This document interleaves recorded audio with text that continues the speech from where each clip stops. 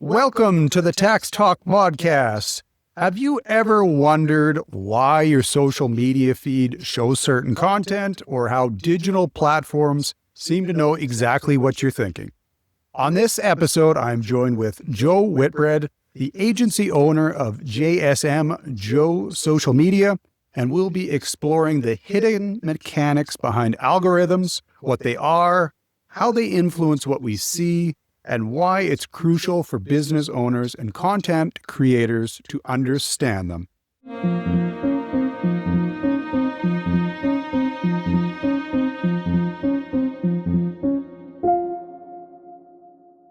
Joe, thanks again for taking some time out of your busy schedule to hop on the podcast with me again. Great to be here. Thanks for the invite. For sure. So, today's problem that we're looking at, algorithms, they're everywhere. From search engines, social media platforms, streaming services, and online shopping. Yet most people don't understand how they work or how they influence our decisions, visibility, and reach. The lack of understanding can significantly hinder your ability to grow your business and your brand online. So I figured, who better to bring than Joe to help us delve into this topic. So, Joe, first off, what are algorithms? How do they function across platforms? What are we looking at here? Yeah, so I was born in 1975. I think that's always important. I was born without the internet. I was born when the word algorithm was a mathematical phraseology. It was a term that I maybe grew up with together. And now algorithm is part of our vernacular. It's really something that we all have heard of and we, by now, recognize, just like in your introduction, we recognize that the algorithm is what leads us to see or do, or in many cases, purchase online. So an algorithm is very simply a digital listing. It's very simply, I can't believe I started that. It's extremely complex, and each algorithm is different. And there isn't a human that necessarily understands this. There's not someone sitting at the Meta platform head office in California that understands what an algorithm does. However, every key element in our searching, in our viewing, in our watching, in our reading, every key element, even in our pausing on the internet or the device we're using to watch something, every key element is tracked. And that makes sense to a degree, or it should. Sure. No different than going left to right within a grocery store versus those who decide to go right versus left. You might start at the produce department and head through the bakery over to the deli and the meat department and then go aisle by aisle. Someone else, totally different than you, might have a very different habit. And if we think of a grocery store the same way we're browsing our online, we can understand that while you think what you're doing is the norm, someone else thinks what they're doing is the norm. And so what all these platforms have done, what all these digital places and spaces on the internet, and certainly the billionaires that own them have done, is decided to track exactly how you're doing it so that they can make they can predict exactly which move you'll make next. If you're more likely to turn left than right, they want to know that, and then they can sell on top of that. So again, very complex way of describing what an algorithm is, but it's very predictive. And believe it or not, you can track your own and trace your own algorithm habits online, and you will get exactly what you paid for the most part. Interesting. So are they all then different between the platforms? Like, would Meta have a certain intent with their algorithm, whereas maybe YouTube has a slightly different? I mean, I guess at the end of the day, and like you've kind of mentioned, probably they're just trying to figure out how to sell things to you at every left or right-hand turn. But is there maybe a difference in how it's kind of rolled out, or the way that each platform kind of deals with it? Yeah, first thing to understand is there is no one algorithm. Okay. I think that's sort of a misconception. Sure. We talk about it even here as the algorithm. There isn't an algorithm. Okay. There are multiple. In fact, there are probably hundreds of thousands of algorithms in general. We phrase them as an algorithm for Meta, or an algorithm for X, or an algorithm on YouTube. We all understand that what we see, if we let our 5-year-old use our iPad, even for a summer vacation, or, we will quickly find what they've been watching, because the algorithm will fill up with what they've been watching. And so no one algorithm is trackable or traceable. Instead, what we have to recognize is the way that we click, the way that we use, the way that we pause, the way that we even turn on or turn off a device, or the space that we're using it, all adds to that algorithm. Right. The algorithm depends quite literally on whether you're using a cellular device versus a more portable iPad or a tablet device. An algorithm knows exactly whether you're using a laptop or a desktop. It also knows, in many cases, it's not a big brother scenario, but it knows that you're using an HP versus an Apple. Because those components of that algorithm or those components of your information or your data is sent towards getting you more. And that's why it would make sense that if you are an Apple user, you are receiving apps or other elements of the internet that are more targeted to Apple users and vice versa. So there isn't one algorithm. I think that's an important part to understand. And that understanding it will drive you crazy. There is no understanding it. Instead, and perhaps what the conversation needs to be had for young people and adults is how to know that the algorithm is watching and how to not be manipulated by the algorithm. Gotcha. So I think that leads really well into my next question. So how do algorithm changes impact or affect your business? So, I mean, you've obviously mentioned, and I can clearly attest to this. I mean, my kid doesn't use my phone anymore because he's got his own phone, but 100% of the time you go on a road trip and he bombs around and does whatever. By the time I get back, the next day I'm looking at whatever it is that I have zero interest in looking at, but it definitely picks up on his browsing habits, and then it starts funneling all this stuff into me. So if we can't necessarily understand the quote unquote algorithm, how is a business supposed to kind of keep putting itself out there and maintain and figure out how to promote itself when they can't figure it out? How do you deal with that? It's a great question. I use reverse engineering when I'm in business or on behalf of the businesses I might be representing. And when I talk about businesses, recognize we're talking industry. Every industry or every business or every entity online, whether it's a personal brand, a business brand, a big corporate brand, or a small business brand, they have a targeted demographic, or at least they should. A business plan should have a targeted demographic. And a demographic, much like an algorithm, is vast. A demographic has to include all facets of age and gender and targeted geography and so many different facets.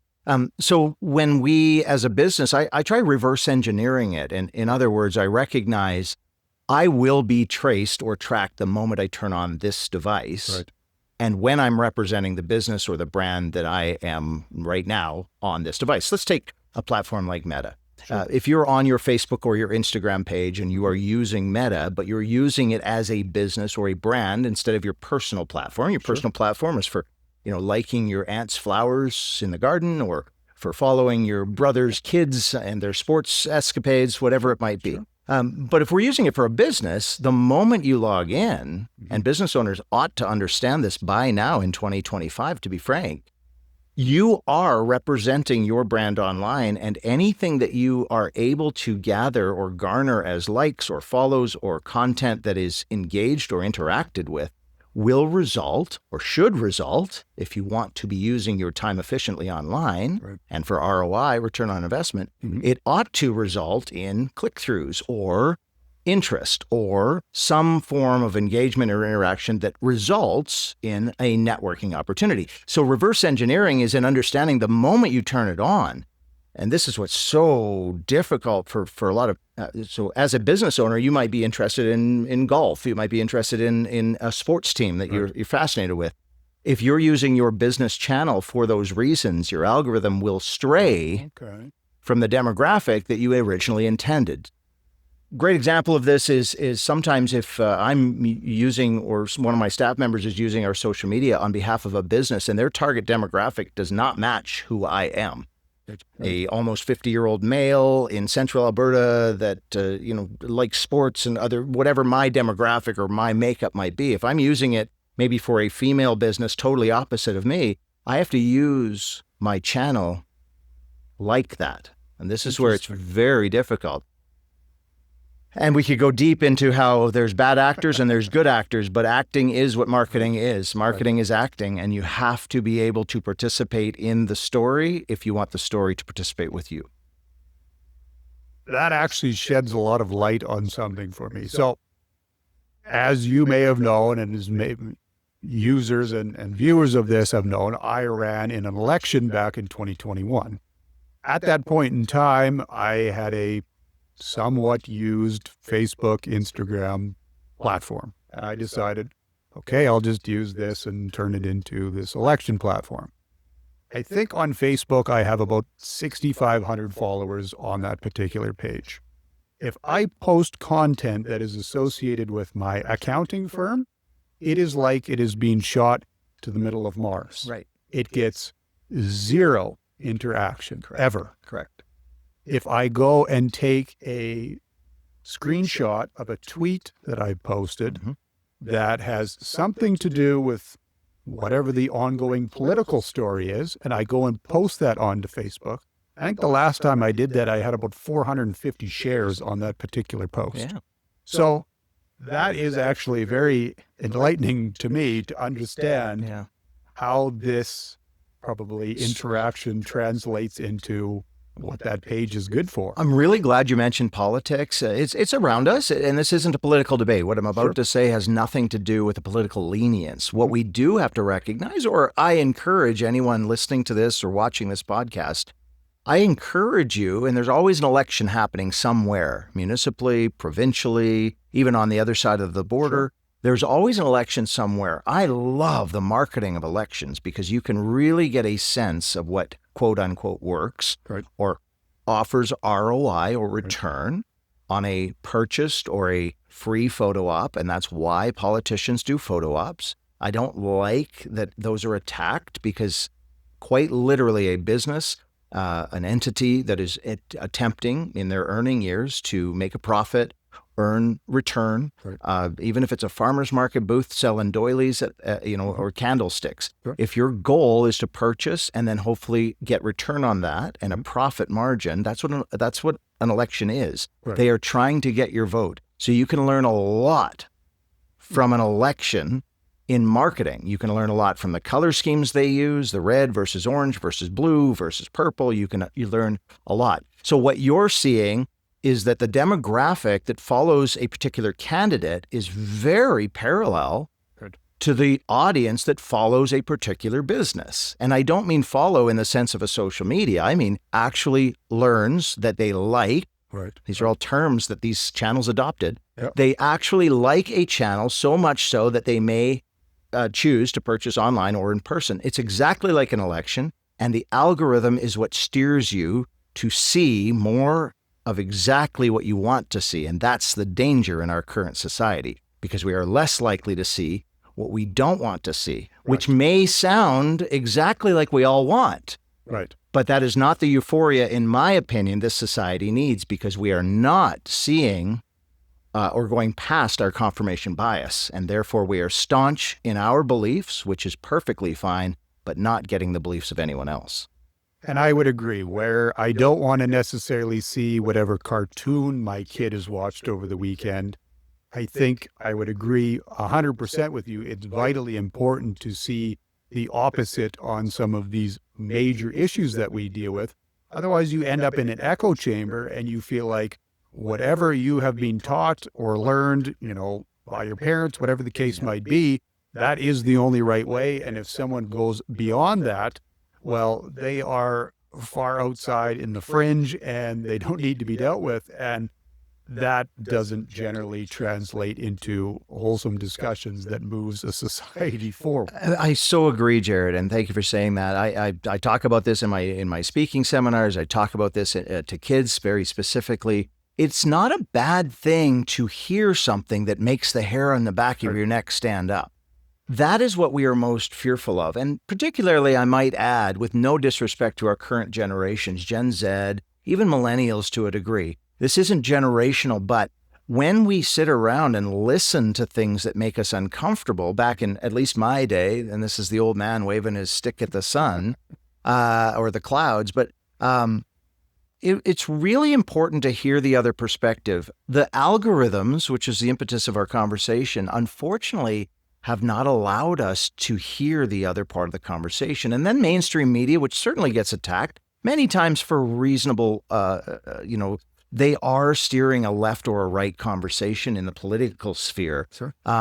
So for many reasons, the attack is fair. For many reasons, it's not. The journalistic integrity is still there, but they're only reporting on one side of the algorithm. And so it's really important also to recognize that algorithm is a digital term. It's something we've only stepped into, and we've only sort of made part of our conversation in the past several years, but that the algorithm always existed, because the algorithm was, if you're watching a romantic soap opera program in 1987 in the middle of the day, it is very likely they know not likely, they know exactly the audience listening to that, the products that are endorsing that. And we all know this exists. We all know during a sports program, you're more likely to see beer, wings, and pizza than you are to see cleaning supplies. And there's a reason for that. That's the algorithm in general. It's now just a digital word that unfortunately has steered us all into two very different segments of the population. That's fascinating to me. I never honestly knew that or approached it that way, but that makes a lot of sense when you kind of lay it out in those terms. So yeah, thanks. And I'll just add to that. A lot of the way that I teach in my social media trainings, whether it's for business or it's more importantly for kids and the responsibility and addictions and screen time and other things, the more things change, the more they stay the same. That's what I teach. It is really important to realize we have a responsibility now because we've grown up and we're in charge. You know, I say we, me, you, you're a father, I'm a dad, same exact thing. When we were kids, we didn't have to worry about it, but our parents did. And if we asked our parents and our grandparents and their parents and their parents and so on, they all had something to worry about. The television, the radio, even the way things were written has changed many times over the years. The more things change, the more they stay the same. We're now dealing with the new media platforms, the new scary things, which are algorithms and YouTube pages that we wish we weren't hearing, but it's exactly the same as it used to be. It really is. Interesting. Well, I've definitely learned something today, that's for sure. What then is the importance of consistency, engagement, and timing? So for a business perspective, are these things something that they can kind of focus on to, and again, you always see these, especially on YouTube, beat the algorithm, all these videos, I presume, I've never watched any of them, but are there ways to kind of focus on some of these areas to ensure your business is actually getting out there and being seen? Maybe not in a malicious way, like you have maybe kind of touched on, but, doing the things that are ethically responsible to get your business in front of the eyes that you do want, because at the end of the day, like you've mentioned before, we're in it to make money and we need to find our customer base that we want to sell to. Yeah, there are ways to manipulate an algorithm. A presence is so vital for a business. And by the way, a business, we could talk about this no different than personal branding, something else I teach. Your personal brand has never been more necessary to broadcast. If, there's always an if, you don't have to, I always say in my trainings, you don't have to do anything I'm telling you. You can be behind the scenes, you can be invisible, you can be insignificant in your industry. We have channels that allow you to be significant, to be visible, to be a brand presence. So presence is number one. Most people or professionals within a business role that I speak to, and time is typically what they'll blame, and I think time is a crutch. You do have time if that's going to bring return on investment. Remember that investment isn't just money. Investment is time. And time is money, as they say. So it makes perfect sense. But if you're willing to invest the time into social media presence, you have the ability with these channels, depending on the one you go to and depending on how you manipulate the algorithm, to break the algorithm, to be tops in your industry. LinkedIn specifically is a channel that is used by less than 1% of professionals, yet 90% are there to view and see. If you're one of those 1%, and again, the more things change, the more they stay the same. I've always said, we all know the morning show host on the radio. We know their name. We know what they did with their cat or their spouse on the weekend because they've told that story. 15,000 people listening aren't known by the host. So in the social media realm, it doesn't matter if you want to be a broadcaster or famous. It's not about celebrity. If you are in business, would you rather be the person known by 15,000 listeners or the person listening to one person who's known? There's Coca-Cola on the radio and everyone else is listening. I choose, just like you, and I see you in my feed all the time. I see your podcast. I see you choose to be a broadcaster. There's nothing right or wrong about that. You're just choosing to be someone who is known, which should, if you're doing social right, and I assume you are, that there's ROI, return on that spend. So there's ways to manipulate the algorithm, and that comes from presence, brand presence. If you aren't present or aren't willing to be present on social media, which many aren't, Sure. then they don't get the benefits of brand presence. It's really that simple. Many want the magic pill. They want it for weight loss. They want it for athletics. They want it for work. They want it for money. They want it for holidays. Right. If you aren't willing to do the work, you don't get to achieve the results. Social media is no different, and AI doesn't solve that.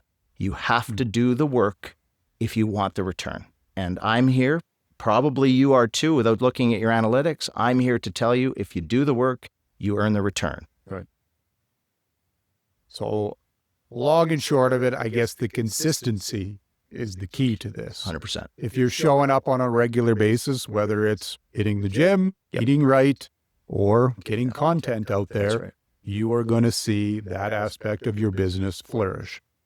Albeit, maybe some people do hit it big with some sort of viral video and whatever they take off as a result of that. But probably long term, just like anything else, if you put that hard work in, you are going to see results. So put in the hard work, I guess. There's not an industry on the planet that doesn't reward the hard workers. It is hard work. That's why it's so difficult to understand that, or to look so far off in the horizon and go, I have to do all of that to get this. And we live in a very quick, short attention span world where we want it now. Right. And unfortunately for our younger generations, they've learned they can have it now. There's a box on their step within 2 days with the thing they want to purchase. You and I are from an era where if you wanted to purchase something, not only did you have to invest and save, but you couldn't also have that thing immediately. And if you wanted that thing, you may have to travel for it or find someone you had to find other means to get it.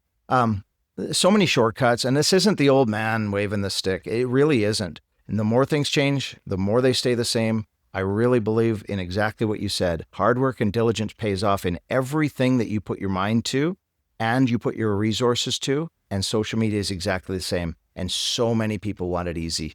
And it's not easy. And AI isn't going to solve it. That's the other problem. We are using programs and apps now that people think will create it. Certainly, they can post and they can create, but that's not your voice. And so steering away from humanity is quite literally and ironically the opposite of what you want to achieve.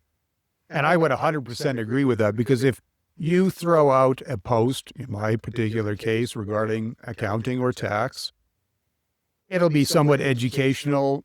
Does anyone really get involved with it? Probably not. But if I was to share a picture of me and Joe sitting here at the podcast booth, you will get considerable engagement on that. People are looking for that human connection. And it is definitely beneficial to use some of these AI tools to maybe shortcut certain things, i.e., getting some captions for accounting and tax posts.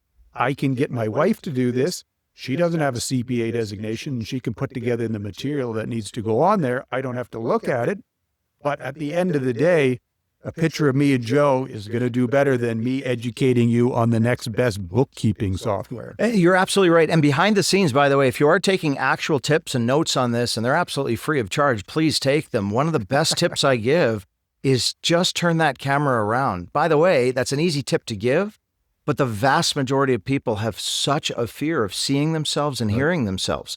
And I don't say that with any chagrin. I don't say that to pick on you. I understand that I have a gift like you do to be able to be in front of the camera and just let it go. I don't necessarily like how I look or how I sound or other things. I have the same voice in my head that you do, but I recognize that brand presence is valuable. And I promise you, my biggest tip to everyone, specifically in a professional market or within an industry where you want to be a leader, and by the way, it doesn't mean you're in first. Just be a leader, be on the leading edge. You have to show brand presence. And that does come from one part, selling. You have to let us know about the bolts and the nuts of what you do. But just like Jared said, it comes from the social and the human element. Let us know what your dog looks like, but don't take a picture of your dog. Let us see you with your dog. I'm following you, not your dog. Good point. Good point. So are there specific tools and strategies to kind of help stay informed and adapt your content? Because again, maybe just taking YouTube as an example, every time you roll into the new year, you start seeing all these videos. How to beat the algorithm for 2025, blah, blah, blah. You know, is that something a business owner should actually be focused on, or should they just revert back to what you said? Presence, consistency, these types of things. Just keep pounding the things that they know, and the results will come. Yeah, the results will come. If you're good at what you do, the results will come. If you're not good at what you do, the results won't come. Okay, there is fair. no digital platform. There is no magic pill. Right. And by the way, that happens. A lot of business owners will fail when they start a business. And it doesn't mean they're bad at what they do. It means their business plan, the other elements of their business, all the extremities of the business weren't looked after. That's why a business fails. Sure. If you have a good idea will flourish. If you don't have a good idea, or you have a good idea that's copycat, it won't. Right. I want everyone to recognize also that in our day, it was comedies and sitcoms and horror movies and drama movies. The entertainment business was filled with written and produced elements. The number one, at least by the stats I've heard, and you'll hear everything different on the internet, Sure. the number one growing form of consumable content is documentary style. Documentaries have flourished in the last 20 years. Sure. The reason I bring that up is to recognize all these TikToks and script-written amazing things that we witness on the internet. There's some really great Seinfeld episodes. But what we're witnessing in social media is a documentary style of filmmaking. And so not just film, but in videography and photography as well. So I highly recommend you take a documentary style approach to whatever it is you do. Okay. If you are willing to document, by the way, just like we mentioned, no one is willing to document themselves. They don't want to know what they look like. They don't want to hear themselves.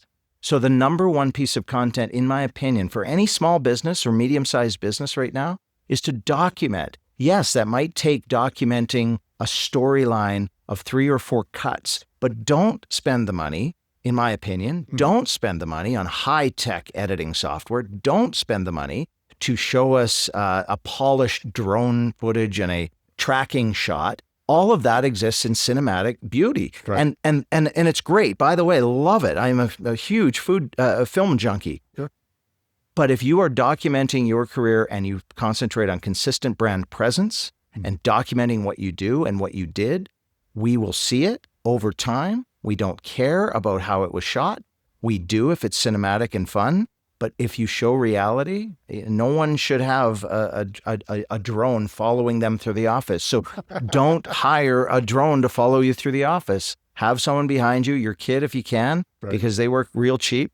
And they can follow you through the office, and documentary style, not just video, but photography is absolutely the number one form of content right now. And I have heard that from someone else that kind of came through a networking group recently. He does a bunch of videography, and he said that was kind of the biggest thing that he had going on, and the biggest thing that he kind of wanted to work with clients on was just documenting their story. And I think for a lot of business owners, and I definitely fall into this trap sometimes too, is there's so many things that I do on a daily basis that I just presume everybody knows. You know, I know these accounting and tax rules inside out. There is zero chance that anybody out there would want to hear about this. But then you start to think, no, this is very commonplace to me, but there has got to be 18 million different business owners out there that have these issues that have no idea how this translates into real life. It's just because I'm in it every day. And if you could just take a bit of time, and I mean, this is how I started out.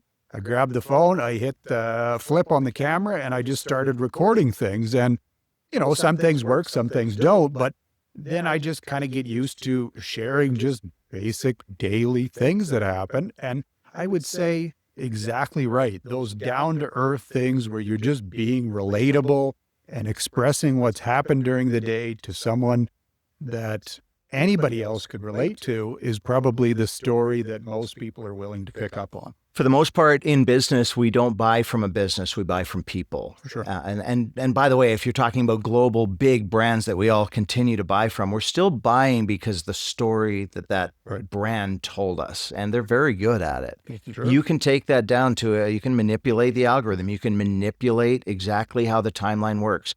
When I'm watching you speak about, tax lingo and things that I possibly can't, or don't understand and hire you to do on my behalf, what I'm actually watching, if I'm to be honest, is how you, and you said it, relatable. Right. I want to see that you're human. I want to see the person behind my money management or my business taxation actually gives a care and can speak in a language to, I think you're talking to me. Right. We forget that people don't care about us like we care about us. And I say that with the most, my heart bleeds sometimes for people because they think we care deeply. And I'm not a rude person. You're not a rude person, but there is so much content in my timeline. I can't care about you unless you make me care about you. Right. And it's the personal elements.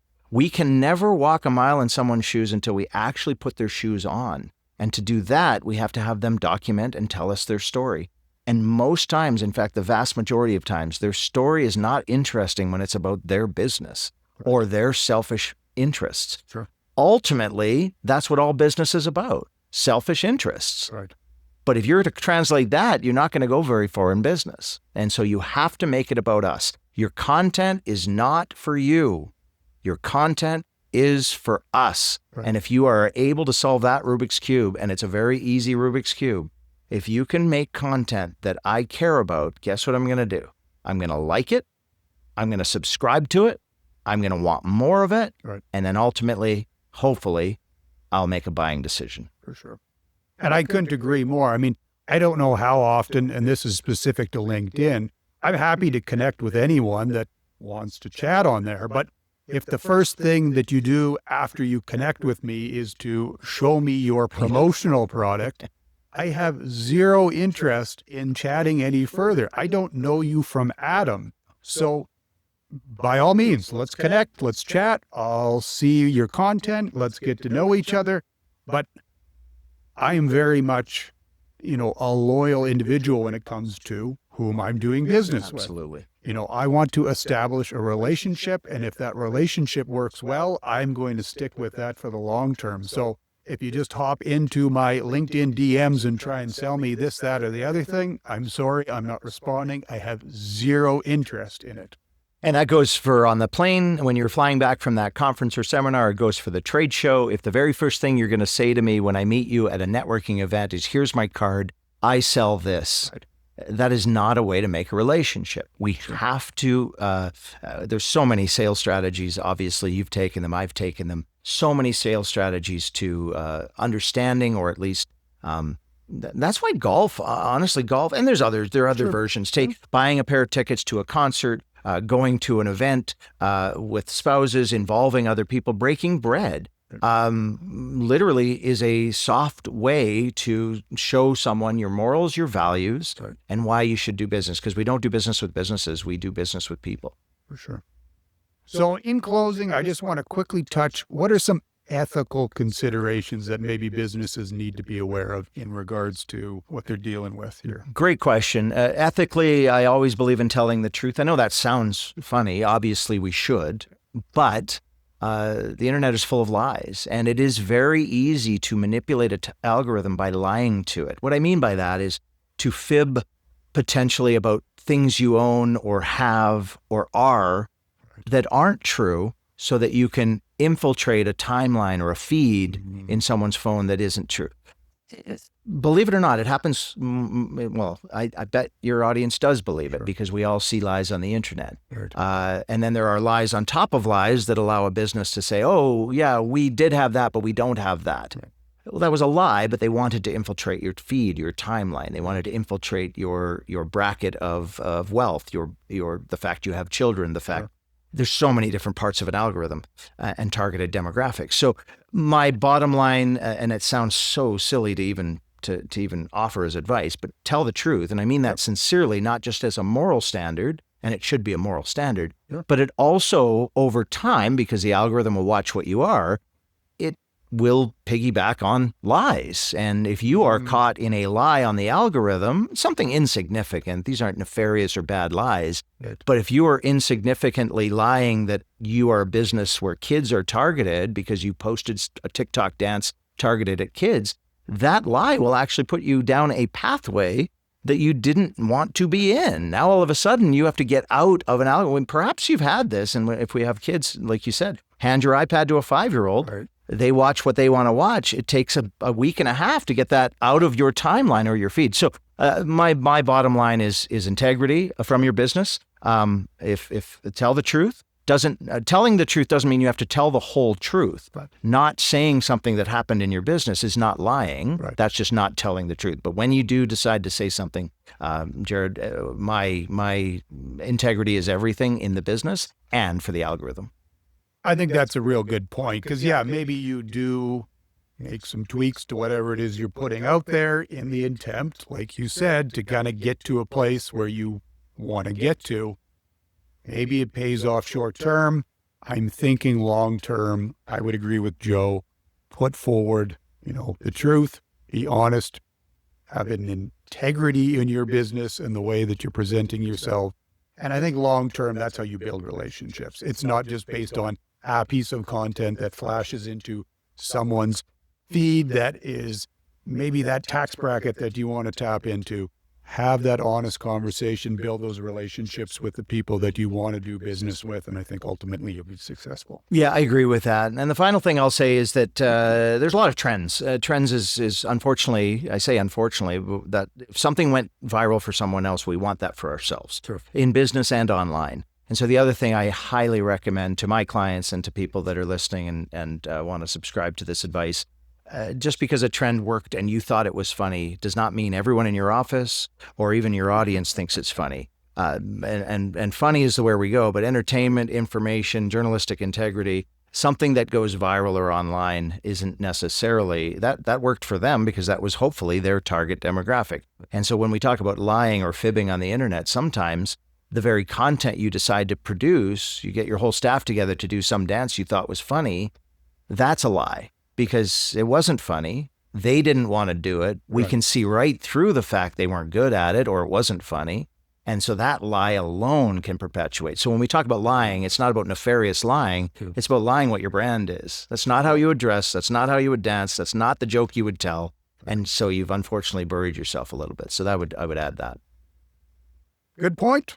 Good point to wrap it up. So if you want to stay ahead in the digital space, what are some steps that you can take to ensure that you are on the cutting edge of everything? 1, please subscribe to the Tax Talk podcast, whether it's YouTube, Spotify. Make sure you give us a follow, and we will be sure to keep producing content like this.